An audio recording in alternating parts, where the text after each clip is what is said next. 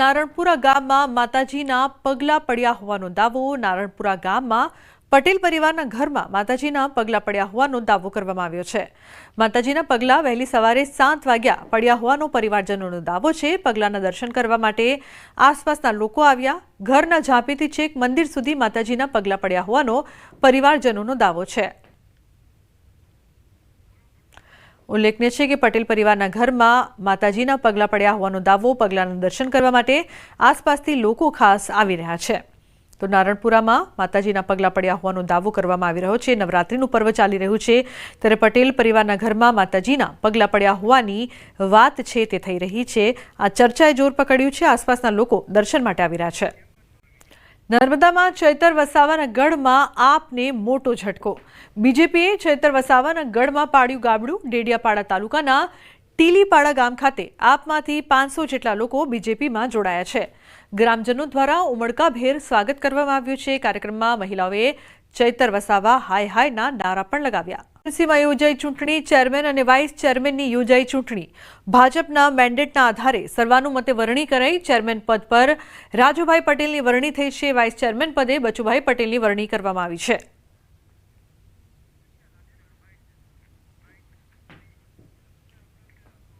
અમારા પ્રદેશના મોડી મંડળે આજે મારા નામની દરખાસ્ત મને ટેકો આપ્યો છે. જ્યારે મારી નિમણૂક કરી છે ત્યારે હું પ્રદેશનો તમામ નેતાગણનો આભાર માનું છું. ગીર સોમનાથના વેરાવળ બંદર પર અનેક બોટનો ખડકલો જોવા મળી રહ્યો છે. અરબી સમુદ્રમાં ડિપ્રેશનના કારણે બોટનો ખડકલો થયો છે. અંદાજે 2000થી વધુ બોટ દરિયા કિનારે લગાવવામાં આવી છે. વેરાવળ બંદર પર 3 નંબરનું સિગ્નલ લગાવાતા બોટો પરત બોલાવાઈ છે. દરિયામાં ભારે પવન અને વરસાદના કારણે બોટ પરત બોલાવાઈ છે. અનેક બોટ પરત બોલાવાતા માછીમારોને લાખોનું નુકસાન થયું છે. સિઝન શરૂ થયાના એકાદ મહિનામાં 3 વખત બોટ પરત બોલાવાઈ છે. સતત 3 વખત બોટો પરત આવતા લાખોનું નુકસાન થયું છે. બોટ માલિકોને નુકસાન જતા સરકાર પાસે આર્થિક સહાયની માંગ કરવામાં આવી છે.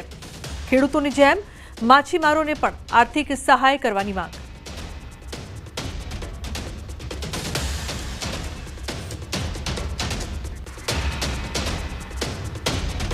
તો સતત 3 વખત બોટ પરત આવતા લાખોનું નુકસાન થઈ રહ્યું છે. ઉલ્લેખનીય છે કે વેરાવળ બંદર પર અનેક બોટનો ખડકલો છે જે જોવા મળી રહ્યો છે. અરબી સમુદ્રમાં ડિપ્રેશનના કારણે બોટનો ખડકલો જોવા મળ્યો.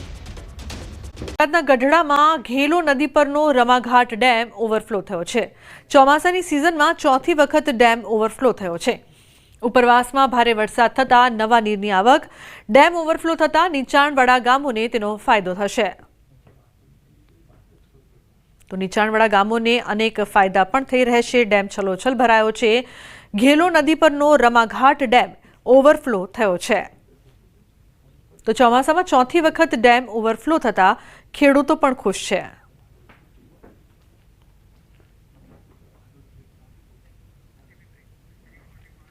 સરદાર સરોવર નર્મદા ડેમની સપાટીમાં વધારો નોંધાયો છે.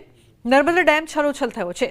નર્મદા ડેમ પ્રથમવાર 138 મીટરને પાર. ઉપરવાસમાંથી પાણીની આવક વધી છે.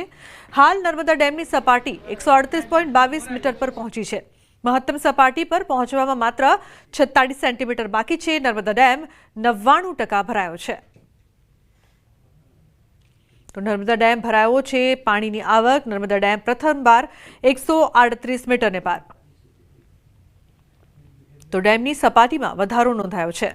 સાબરકાંઠામાં વરસાદી માહોલ છવાયો છે. હવામાન વિભાગની આગાહી વચ્ચે વાતાવરણમાં પલટો આવ્યો છે.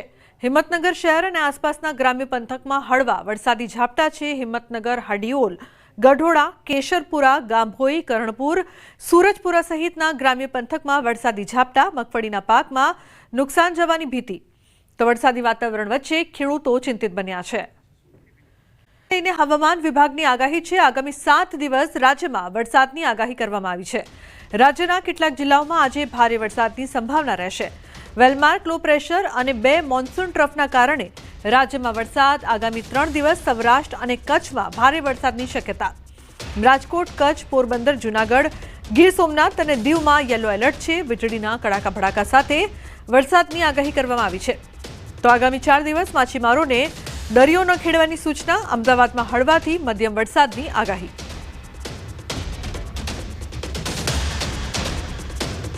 आज का जो फोरकास्ट है आने वाला अगले 7 दिन के लिए 30 सितंबर से लेकर आपका 6 अक्टूबर तक इसमें हल्का से मध्यम बरसात का संभावना रहेगा गुजरात रीजन और सौराष्ट्र कच्छ दोनों रीजन में ही। आज हेवी रेनफॉल वार्निंग दिया गया है। गुजरात रीजन में कोई हेवी रेनफॉल नहीं है, सौराष्ट्र कच्छ में हेवी रेनफॉल वार्निंग दिया गया है। इसमें जो डिस्ट्रिक्ट आ रहा है पोरबंदर, जूनागढ़, द्वारका, गिर सोमनाथ, दीव और कच्छ के लिए दिया गया है। आइसोलेटेड प्लेसेस में इस डिस्ट्रिक्ट में हेवी रेनफॉल होने का संभावनाएं हैं। ये येलो वार्निंग के साथ दिया गया है। अगले और 1 और 2 अक्टूबर को भी सौराष्ट्र कच्छ में हेवी रेनफॉल का वार्निंग दिया गया है आइसोलेटेड प्लेसेस में येलो वार्निंग के साथ। इसमें 1 अक्टूबर को जो डिस्ट्रिक्ट आ रहा है राजकोट, पोरबंदर, जूनागढ़, द्वारका, गिर सोमनाथ, दीव और कच्छ के लिए दिया गया है। और थंडरस्टॉर्म वार्निंग अभी गुजरात रीजन में अगले 2 दिन के लिए दिया गया है और सौराष्ट्र कच्छ में अगले 3 दिन के लिए दिया गया है। इसमें thunderstorm with lightning speed 30 to 40 kilometre speed के साथ दिया गया है।